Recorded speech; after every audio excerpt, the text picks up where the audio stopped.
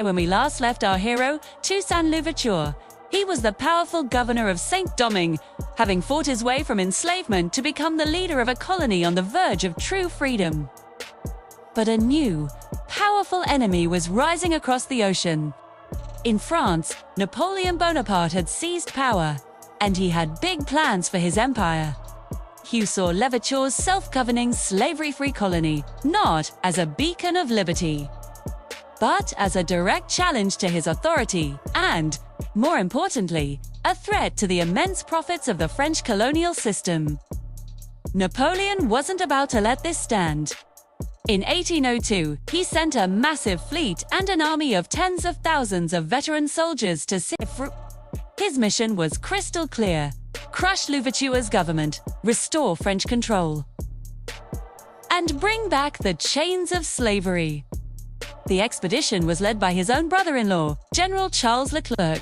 This was a direct declaration of war on everything Toussaint Louverture and his people had bled for. Though he was getting older, Louverture was a general to his core. He rallied his army, made up of the very men who had once been enslaved, and prepared to defend their newfound freedom. He knew he couldn't match the French army in a straight-up fight, so he adopted a brutal, scorched earth strategy. As the French advanced, Louverture's forces burnt cities, plantations, and anything that could give the invaders supplies or shelter. "We must destroy and burn," he declared, to deny them the country they came to re-enslave. The fighting was savage. The French, with their superior numbers and equipment, pushed relentlessly inland. Louverture's army fought with the desperation of people defending their very humanity. For months, the island was engulfed in war.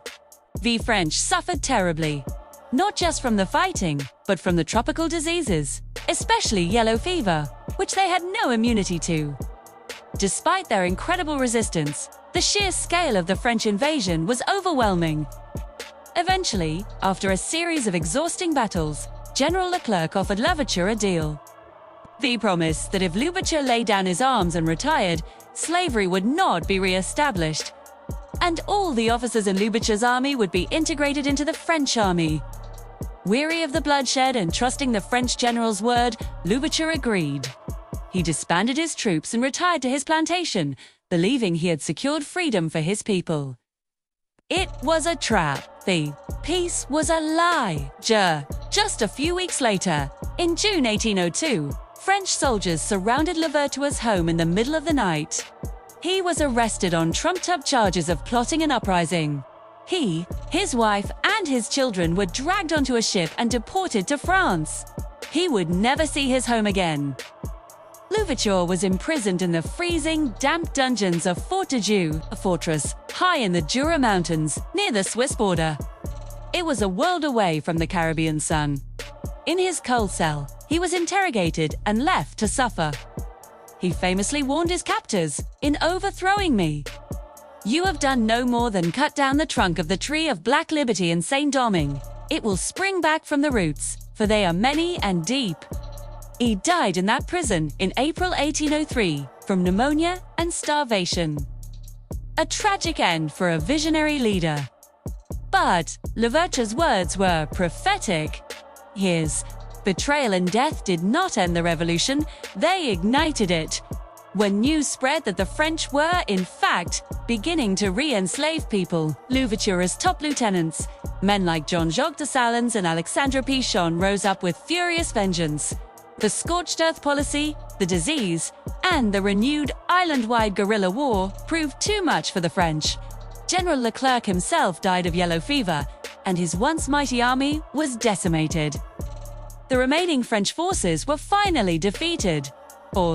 On January 1, 1804, Jean-Jacques Dessalines stood before the people and declared the colony's independence. They cast off the French name of Saint-Domingue and reclaimed its original Tano name, Haiti.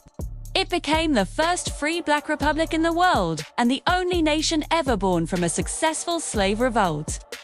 Toussaint Louverture did not live to see that day, but his legacy was sealed forever. He was the architect, the strategist, and the inspiration. He planted the seeds of freedom, and from them grew a nation.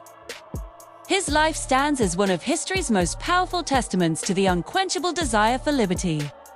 Thank you so much for joining me on this incredible journey. If you found this story as inspiring as I do, please hit that like button, subscribe, and ring the bell so you don't miss our next deep dive into history. See you next time.